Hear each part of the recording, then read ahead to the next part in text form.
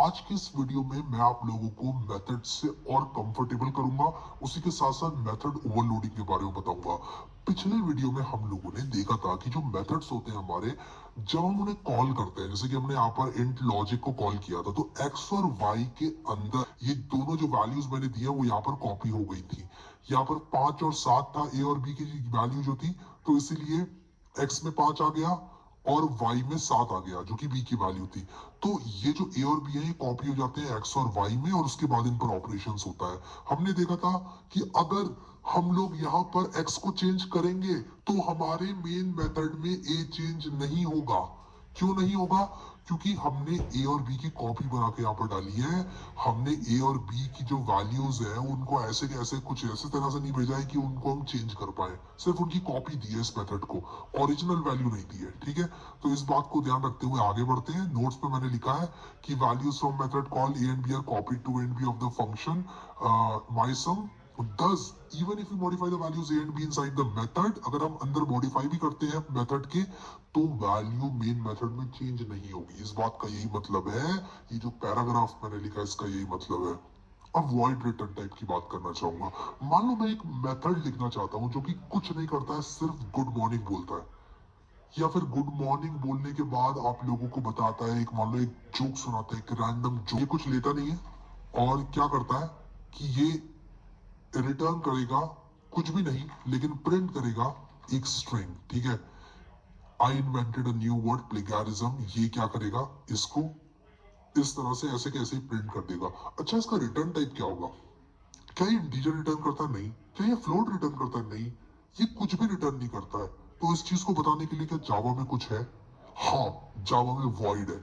जब आपको मेथड से कुछ रिटर्न नहीं करना होता है तो आप वॉइड रिटर्न कराते हो। कुछ एग्जांपल्स आप लोगों को देता हूं मैं वॉइड रिटर्न टाइप के। देखो, कभी भी आप मान लो कोई ईमेल सेंड करते हो तो आप वॉइड यूज कर सकते हो, but in most of the cases, in most of the practical applications, हम जब ईमेल सेंड करते हैं तो स्टेटस रिटर्न करते हैं कि सक्सेसफुली सेंड हुआ कि नहीं हुआ। बट मान लो कि आप एक मेथड ऐसा कॉल कर रहे हो जिसमें आप सिर्फ कुछ करना चाहते हो, मान लो कोई चीज डाउनलोड करना चाहते हो, या फिर मान लो आप कोई ईमेल भेजना चाहते हो, तो ईमेल भेजने के बाद आप चाहोगे नहीं कि कोई चीज आप रिटर्न करो, आप कोई इंटीजर, कोई स्ट्रिंग वगैरह return most of the cases में नहीं करना चाहोगे। तो कभी भी आप कोई चीज रिटर्न नहीं करना चाहते हो तो आप वॉइड लगा देते हो। अब मैं टेल जो को कॉल कर सकता हूँ यहाँ पर। पहले 5, 7, 60 और 3 यहाँ पर प्रिंट हो रहा था, अब यहाँ पर ये टेल जो रखने के लिए मैं एक नई जावा क्लास बनाऊंगा जिसका नाम मैं रखूंगा CWS32, और यहाँ पर मैं लिखूंगा मेथड ओवरलोडिंग करके बना दूंगा इसका नाम। और यहाँ पर क्या करेंगे कि हमें ये जो स्टार्टिंग मेथड है ना, इसको यहीं पर ले जाएंगे इसके अंदर।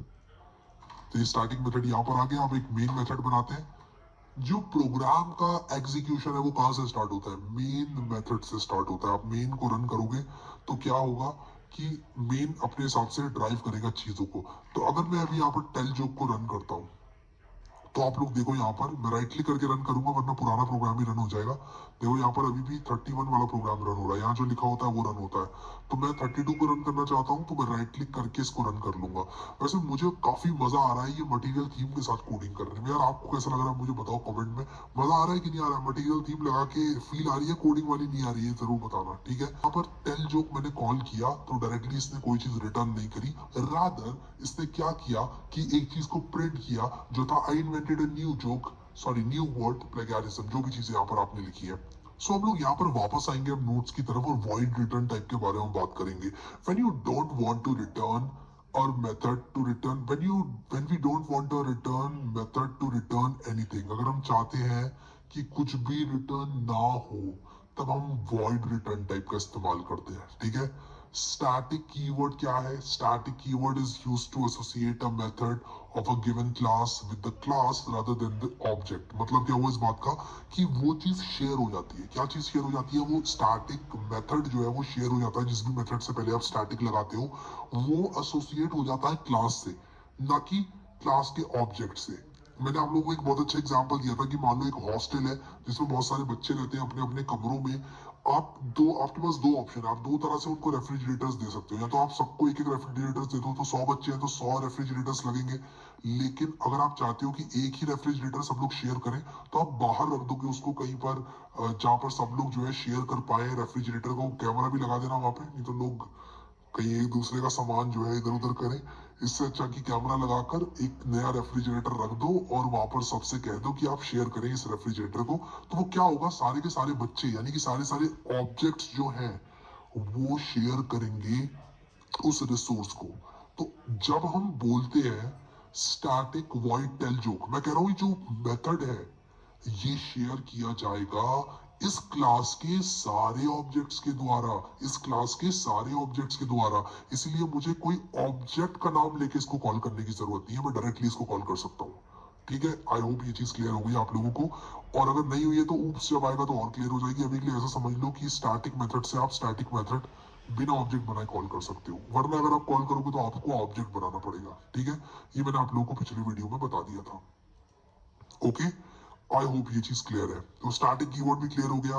प्रोसेस ऑफ मेथड इन्वोकेशन इन जावा, यहाँ पर मैंने डेमोन्स्ट्रेट किया है एक प्रोसेस को, इनफैक्ट वही प्रोसेस को जो कि मैंने आपको पिछले वीडियो में बताई थी कि ये जो ए और बी की वैल्यूज हैं यानी कि 2 और 3 की जो वैल्यूज है वो ए और बी में कॉपी हो जाती है।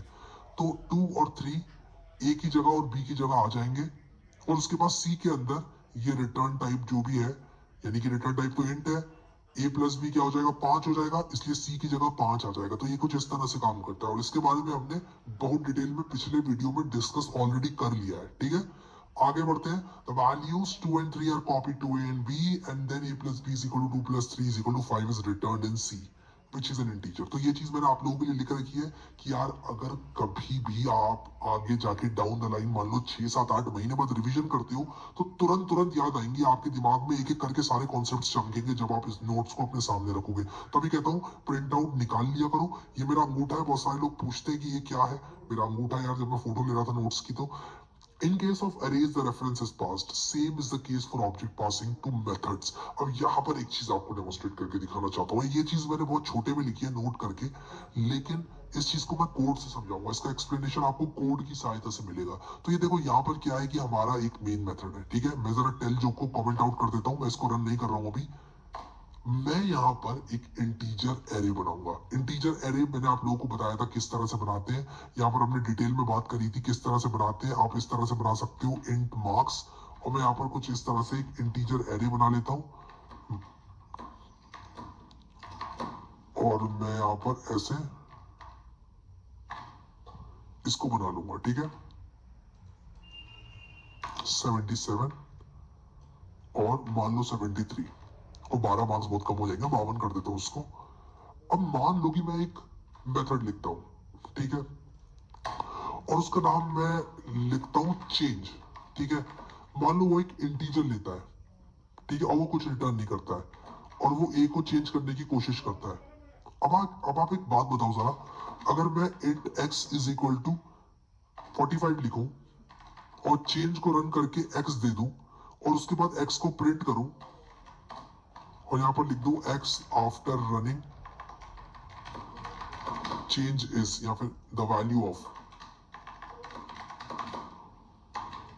Of x after running change is, कुछ इस तरह से मैं लिख दूंगा और यहां पर मैं लिख दूंगा x। ठीक है, तो x की वैल्यू चेंज को रन करने के बाद क्या होगी, 45 होगी या 98 होगी। ऑब्वियसली 45 होगी, हमने डिस्कस किया था कि ये चेंज नहीं कर सकता क्योंकि 45 की कॉपी मिलेगी यहाँ पर। 45 ये तो इसको तो उसका तो कुछ नहीं उड़ा ना, इसने अपनी कॉपी दे दी बस चेंज को। तो चेंज ने अपने वेरिएबल की कॉपी पे जो भी चेंजेस किए वो किए, यहाँ पर चेंजेस नहीं किए, इसलिए इस प्रोग्राम का आउटपुट यहाँ पर 45 ही आने वाला है, 98 नहीं आएगा। ठीक है, तो यहाँ पर देखो the value of x after running the changes 45, ये -45 नहीं है, इसको मैं ठीक कर देता हूँ थोड़ा, कुछ इस तरह से लिख देता हूँ, ये 45 है। ठीक है, लेकिन एरे के केस में क्या होगा ये देख लेते हैं एक बार एरे के केस में देख लेते हैं क्या होगा। तो ये तो आपको क्लियर हो गया कि वैल्यू ऑफ एक्स जो है वो चेंज नहीं हुई। जरा ये देखते हैं कि मार्क्स 0 की जो वैल्यू है, मार्क्स 0 की वैल्यू को मैं प्रिंट करूंगा इस बार। ठीक है, इनफैक्ट मुझे एक काम करना चाहिए, इसको ना कमेंट आउट कर देना चाहिए कोड को। तो ये जो मैंने यहाँ पर कोड लिखा है ना पूरा, ये जो चेंज करके दिखाया है चेंजिंग एन इंटीजर, यहाँ पर मैं एक काम करता हूँ, एक ना कमेंट लगा देता हूँ, लिखता हूँ चेंजिंग द इंटीजर, ये केस 1 है। ठीक है, क्योंकि यार ये बहुत इंपॉर्टेंट टॉपिक है और ये समझ लिया ना तो प्रॉब्लम नहीं आएगी जावा में, कभी बता रहा हूँ आप लोगों को। तो केस 1 क्या है, changing the integer. Changing the integer ये हुआ, जब चेंज किया तो वो चेंज नहीं हुआ। अब देखो मैं क्या करूंगा, केस 2 क्या होगा, चेंजिंग द एरे। एरे को चेंज करने की कोशिश करूंगा और मैं चेंज फंक्शन बनाऊंगा और मैं यहाँ पर एक काम करता हूँ, चेंज टू बना लेता हूँ और चेंज टू बना के यहाँ पर ये क्या करेगा, ये एक एरे लेगा, इसको ए आर आर कर देता हूँ और यहाँ पर मैं लिखूंगा ए आर आर 0 = 98, यानी कि एरे के पहले एलिमेंट को ये 98 करने की कोशिश करेगा। कर पाएगा कि नहीं तो समय बताएगा, ठीक है। तो मैं ऐसे करूंगा इसको और मैं यहाँ पर एक्स को हटा देता हूँ क्योंकि हमने एरे ऑलरेडी बना लिया। इनफैक्ट इसको मैं नीचे ही मूव कर देता हूँ और चेंजिंग दी एरे, ठीक है। अब यहाँ पर हम क्या कर रहे हैं कि मार्क्स को पास कर रहे हैं, ये मार्क्स एरे को पास कर रहे हैं, ठीक है, चेंज टू के अंदर, क्योंकि हमने चेंज टू मेथड बनाया इसके लिए। चेंज टू के अंदर हम मार्क्स को पास कर रहे हैं और अब हम देखते हैं कि मार्क्स 0 की वैल्यू जो हमने चेंज करी है, क्या वो चेंज होगी या नहीं होगी। मैं यहाँ पर आप लोगों से सवाल पूछना चाहता हूँ और बस सिर्फ यहाँ पर आप एक कमेंट मारो, टाइम स्टैम्प लगाकर सब लोग कमेंट मारो, मुझे इससे कुछ जानने को मिलेगा आप लोगों के बारे में, इसलिए प्लीज सब लोग कमेंट करना और नीचे लिखना कि बताओ ये लाइन क्या प्रिंट करेगी, क्या ये 52 प्रिंट करेगी या फिर ये यहाँ पर 98 को प्रिंट करेगी। मैं आप लोगों से जानना चाहता हूँ, प्लीज नीचे कमेंट करो टाइम स्टैम्प लगा के, मैं वेट कर रहा हूँ आप लोगों का। ओके, सो आई होप सबने कमेंट किया और देखते हैं इसका जवाब क्या है। मे भी बहुत सारे लोगों ने 52 लिखा होगा ये सोचकर कि यार ये तो चेंज हो ही नहीं सकता, इसकी तो कॉपी गई होगी ऊपर, लेकिन ऐसा नहीं है, ये चेंज हो जाएगा। और आप कहोगे आपने तो बोला था कॉपी जाती है, चेंज कैसे हो गया। तो सबसे पहले इसको रन करके देख लेते हैं, चेंज होगा, इस बात को यहाँ पर कंफर्म कर लेते हैं। हाँ ये चेंज हुआ, देखो 98 हो गया, ये बात कंफर्म हो चुकी है। अब ये चेंज क्यों हुआ इस बारे में बात करते हैं। जब हम लिखते हैं int marks is equal to, देखो ध्यान से सुनना, यहाँ पर ध्यान से सुनना सब लोग, बिल्कुल भी यहाँ पर आपका ध्यान भटका हुआ नहीं होना चाहिए, बहुत इंपॉर्टेंट बात बता रहा हूं। जब भी हम int marks is equal to ये लिखते हैं तो होता क्या है, एक एरे ऑब्जेक्ट बनता है। क्या बनता है, एक एरे ऑब्जेक्ट बनता है। और मार्क्स क्या है, मार्क्स एक रेफरेंस है, मार्क्स एक रेफरेंस है। इसका मतलब ये है मार्क्स इसका कुछ ऐसा समझ लो कि एड्रेस स्टोर कर रहा है। मार्क्स कह रहा है, मार्क्स के अंदर बस वो इंफॉर्मेशन है कि ये चीज कहां पर है। जब मैं लिखता हूं चेंज टू मार्क्स, तब मैं ये जो एड्रेस है इस ऑब्जेक्ट का, ये ऑब्जेक्ट तो एक ही जगह पर रहेगा ना मेमोरी में, ये ऑब्जेक्ट मेमोरी में जहां पर भी है उसका ये जो काइंड ऑफ आप ऐसा समझ लो जो एड्रेस है वो पास हो जाता है चेंज टू को यहां पर। तो मेरे पास किसका पता है, मेरे पास इस ऑब्जेक्ट का पता है। कभी भी ऑब्जेक्ट पास कर रहे हो, चाहे वो एरे हो, चाहे वो आपका कोई कस्टम ऑब्जेक्ट हो जावा के अंदर, कभी भी आप ऑब्जेक्ट कुछ इस तरह से पास कर रहे हो, यानी कि रेफरेंस देके पास कर रहे हो, तो ऑब्जेक्ट का रेफरेंस जाएगा फंक्शन में। और चेंज टू के अंदर क्योंकि ये मार्क्स का रेफरेंस गया है, इसलिए ये इसी ऑब्जेक्ट की बात कर रहा है। तो जो रेफरेंस था ये कॉपी हो गया यहां पर। तो ए आर आर भी इसी की बात कर रहा है और मार्क्स भी इसी की बात कर रहा है। मान लो मैं कुछ ऐसा कहता हूं कि मिस्टर बिल गेट्स बहुत अच्छे इंसान है, उन्होंने काफी अच्छे काम किए हैं, और सामने वाला कोई कहता है कि नहीं शायद वो और अच्छा कर सकते थे, मान लो कोई कहता है, तो हम दोनों एक ही बिल गेट्स की बात कर रहे हैं ना, हम कोई दो अलग अलग इंसानों की बात तो नहीं कर रहे हैं। तो हमने कुछ ऐसा समझ लो कि इसका जो नाम है, इस ऑब्जेक्ट का जो रेफरेंस है वो पास कर दिया कहां पर, चेंज टू मेथड के अंदर। चेंज टू मेथड के अंदर पास कर दिया हमने। अब एक बार हमने रेफरेंस पास कर दिया, रेफरेंस का मतलब क्या होता है, रेफरेंस का मतलब वो किसी चीज को रेफर कर रहा है, वो किसी चीज की बात कर रहा है। जो मार्क्स था वो इस ऑब्जेक्ट की बात कर रहा था, इस पर्टिकुलर ऑब्जेक्ट की बात कर रहा था। अब ये पूरा ऑब्जेक्ट कॉपी नहीं होगा, सिर्फ रेफरेंस कॉपी होगा। जब मैं मार्क्स लिखूंगा यहाँ पर तो रेफरेंस कॉपी होके यहाँ आ जाएगा। तो ए आर आर भी अब इसी एरे की बात कर रहा है। तो जब मैं लिख रहा हूं ए आर आर 0 = 98, तो सेम ऑब्जेक्ट चेंज होगा, सेम ऑब्जेक्ट चेंज होगा। सेम ऑब्जेक्ट चेंज क्यों होगा, क्योंकि मैंने रेफरेंस पास किया है, मैंने ऑब्जेक्ट की कॉपी बना के पास नहीं करी है, याद रखना। तो यहाँ पर कोई अनोखी चीज नहीं हुई है, यहाँ पर वही हुआ है जो इंटीजर के केस में हुआ था। यहाँ इंटीजर की कॉपी बन गई थी, यहाँ रेफरेंस की कॉपी बन गई है। आप कोई भी ऑब्जेक्ट पास करा लो, उस ऑब्जेक्ट का रेफरेंस पास हो जाएगा, ठीक है। आई होप ये चीज क्लियर होगी। इसलिए एरे आप पास करोगे या कोई भी ऑब्जेक्ट पास करोगे तो उस ऑब्जेक्ट का रेफरेंस पास होगा और वो ऑब्जेक्ट बिल्कुल चेंज हो जाएगा अगर आप लोग उसको चेंज करोगे किसी भी फॉर्म में। तो इसीलिए यहाँ पर ये चेंज आया। तो ये जो बात मैंने यहाँ पर नोट करके लिखी है, इस बात का काफी गहरा मतलब था जो कि हमने कोड से सीख लिया है, अच्छे से समझ लिया है, लेकिन ये लाइन यहाँ पर इसलिए लिखी गई है कि बाद में मान लो आप 6 7 8 महीने डाउन द लाइन रिवीजन कर रहे होगे, तो वहां पर आप लोगों को कोई दिक्कत नहीं होनी चाहिए। आप लोग इसको देखकर एकदम समझ जाओगे कि इस नोट का, इस लाइन का मतलब क्या है। अगर आपने वीडियो देखा होगा तो आपको याद आ जाएगा, ठीक है। वैसे अब हम लोग बात करेंगे मेथड ओवरलोडिंग की, और मेथड ओवरलोडिंग भी बहुत इंपॉर्टेंट टॉपिक है। Two or more methods can have same name but different parameters. दो methods के same नाम और उनका काम कुछ और, यानी नाम एक, काम अलग अलग। क्या है ये चीज, देखते हैं अभी चल के इंटेलिजेंट आइडिया में। इसी को कहते हैं ओवरलोडेड मेथड्स। मान लो मैं एक मेथड बनाता हूँ, ठीक है, और उस मेथड का नाम है, मान लो, मैं इनको कमेंट आउट कर देता हूँ, एक मिनट, मैं इन सब चीजों को कमेंट आउट कर देता हूँ। अब यहां से स्टार्ट करते हैं मेथड ओवरलोडिंग को, ठीक है। यहाँ पे मेथड ओवरलोडिंग को स्टार्ट करते हैं, और यहाँ पर हम लोग क्या करेंगे कि सबसे पहले एक मेथड बनाएंगे। तो मैं एक मेथड बनाऊंगा, लिखूंगा इसका नाम स्टैटिक वॉइड फू, और ये कुछ नहीं करेगा, ये सिंपली कहेगा गुड मॉर्निंग ब्रो, ठीक है, सिर्फ इतना लिखेगा। अब मैं अगर यहाँ पर स्टैटिक वॉइड फू कर दूं, तो आप कहोगे कि यार दो बार क्यों बना रहे हो एक ही चीज को, और जवाब भी यही कह रहा है कि यार दो बार एक चीज को बनाने का क्या मतलब है। तो दो बार एक चीज को बनाने का मतलब ये है कि मैं यहाँ पर क्या करूंगा, मैं इंट ए कर दूंगा, यहाँ पर एक इंटीजर पास कर दूंगा, और यहाँ पर लिख दूंगा गुड मॉर्निंग, और उसके बाद मैं लिख दूंगा मान लो ये ए, और उसके बाद लिख दूंगा ब्रो, ठीक है। तो मैं कुछ ऐसे लिख दूंगा, good morning 3000 bro, good morning 1000 bro, कोई भी नंबर लिख दूंगा। तो अभी देखो जो वार्निंग दे रहा था जावा ना, वो उसने देना बंद कर दिया। यानी कि पहले जो मैं सेम एकदम मेथड्स बना रहा था, वो एक एरर था, लेकिन यहाँ पर अभी सब कुछ ठीक है। ये दो मेथड्स अभी सेम नहीं है, हाँ इनके नाम जरूर सेम है, लेकिन ये कोई आर्ग्यूमेंट नहीं लेता है, ये इंटीजर लेता है एक। आर्ग्यूमेंट का मतलब क्या है, कोई भी चीज आपका मेथड ले रहा है उसको अंदर यूज कर पाएगा। अगर मैं इसको कोई इंटीजर दूंगा तो वो यहाँ पर यूज कर पाएगा। दिखाता हूँ आप लोगों को फू कॉल करके और इसको रन करके। जैसे ही मैं फू यहाँ पर ऐसे कॉल करके रन करूंगा तो गुड मॉर्निंग ब्रो दे रहा है। अगर मैं यहाँ पर फू 3000 रन करूंगा तो ये क्या देगा, ये समझ जाएगा अपने आप कि इसको गुड मॉर्निंग 3000 ये वाला मेथड रन करना है। और यहाँ पर एक स्पेस दे देता हूँ ताकि यहाँ पर भी एक स्पेस आ जाए, तो गुड मॉर्निंग 3000 स्पेस ब्रो आ जाएगा अभी देखो। तो यहाँ पर हमने क्या किया, सेम नाम के मेथड्स बनाए, लेकिन एक मेथड जो था उसको हमने कोई आर्ग्यूमेंट नहीं दिया, इसको हमने दिया। और यहाँ पर हमने जैसे ही एक इंटीजर वाला फू कॉल किया, समझ गया इसको कौन सा वाला फू कॉल करना है। तो जावा इज स्मार्ट इनफ ये जानने के लिए, ये पता लगाने के लिए कि कौन सा मेथड कॉल करना है। अच्छा, क्या मैं एक और मेथड बना सकता हूँ? हाँ बना सकता हूँ, लेकिन मुझे इसके जो पैरामीटर्स है वो चेंज करना पड़ेगा।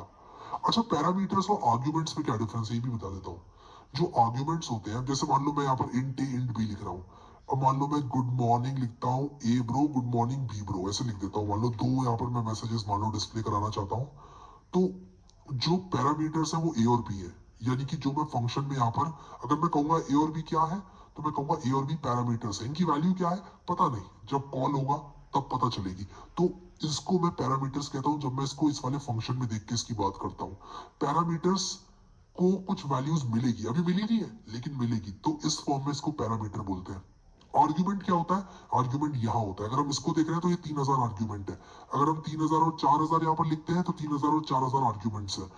पैरामीटर्स और आर्ग्यूमेंट्स को लोग इंटरचेंजेबली यूज करते हैं सॉफ्टवेयर इंडस्ट्री में, तो उतनी बड़ी बात नहीं है, लेकिन तब भी मैंने आपको टेक्निकल जो डिफरेंस था वो बता दिया। 3000 इस केस में आर्ग्यूमेंट है, ए क्या है, ए पैरामीटर है, ए और बी पैरामीटर है, 3000 4000 आर्ग्यूमेंट है। आर्ग्यूमेंट्स आर एक्चुअल, इस चीज को हम लोग ऐसे याद करते थे, यहां पे लिख देता हूं, arguments are actual. Arguments are actual मतलब वो एक एक्चुअल वैल्यूज होती है। इसको ये लाइन मुझे आज तक याद है, मुझे किसी ने बताई थी और ये मेरे दिमाग में बैठ गई, आर्ग्यूमेंट्स आर एक्चुअल। तो 3000 4000 आर्ग्यूमेंट्स होते हैं, A for arguments, A for actual, ऐसे याद रख लो। और ए और बी पैरामीटर्स है। हालांकि ये जो चीज है ये आपको कभी परेशान नहीं करेगी अगर याद नहीं रख पाए तो, but again being a software developer आपको टेक्निकल चीजों की नॉलेज की भाई क्या चीज क्या होती है वो भी होनी चाहिए। इसको रन करूंगा जैसे यहाँ पर सबसे पहले तो ये जो सादा वाला फू है वो रन हो जाएगा, यानी कि गुड मॉर्निंग ब्रो। उसके बाद गुड मॉर्निंग 3000 ब्रो।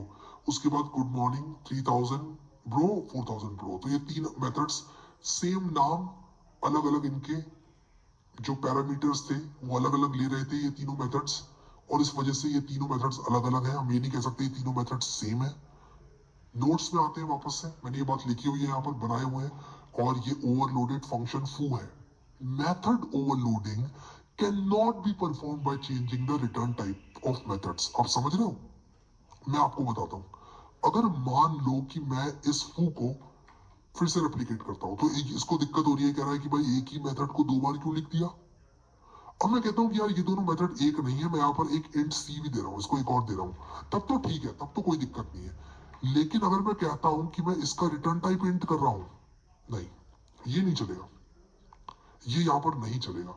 और यहाँ पर देखो मैं जैसे ये करूंगा तो ये कह रहा है मिसिंग रिटर्न स्टेटमेंट। मान लो मैंने रिटर्न कर भी दिया, मान लो रिटर्न 3 कर दिया मैंने, मैं सेव करूंगा तो यहाँ पर देखो ये कह रहा है फू int int is already defined. तो आप रिटर्न टाइप चेंज करके ओवरलोडिंग नहीं कर सकते, ये मेथड ओवरलोडिंग नहीं है। आप पैरामीटर्स को चेंज करें। अभी मैं इसको रन करूंगा तो देखो ये एरर प्रोड्यूस करेगा। मैंने गलती से शायद ये दबा दिया डीबग, नहीं दबाया शायद। ये देखो यहाँ पर ये एरर इसने प्रोड्यूस कर दिया। जैसे मैं इसको रन कर रहा हूँ, ये कह रहा है कि भाई देखो आपने फू को दो बार डिफाइन कर दिया, गलत बात है। अगर मैं इसको इंट सी कर दूं तब हाँ, तब चलेगा, तब कोई दिक्कत नहीं है। तब तो उस केस में मैं यहाँ पर इसको वॉइड भी कर सकता हूँ। तो यहाँ पर वो जो बात मैंने लिखी हुई थी जिसमें मैंने कहा कि method overloading can not be perform by changing the return type of methods, मेरा ये मतलब था। आई होप कि आपको समझ में आ रही है चीजें।